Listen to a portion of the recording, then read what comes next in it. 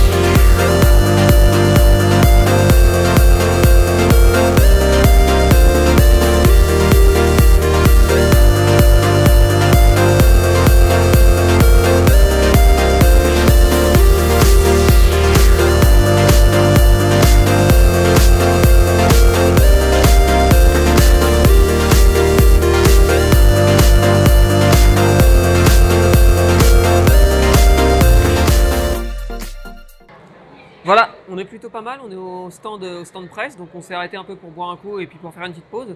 On revient du salon, du stand jeux Made in France, où on peut découvrir pas mal de jeux qui sont des jeux faits par des studios français, donc d'un peu partout en France, plus ou moins connus, voire parfois pas connus, mais des jeux assez sympathiques. On a testé 2 ou 3 jeux, et on a eu l'occasion du coup de tester Trackmania, parce que Trackmania est un jeu français, donc la version Trackmania Turbo.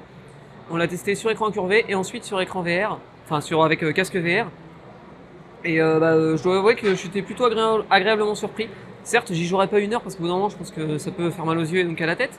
Mais sinon, c'était super sympa d'avoir la possibilité de jouer à Trackmania, qui est un jeu assez déjanté avec les circuits parfois qui tombent à pic. Vous avez vraiment l'impression d'y être.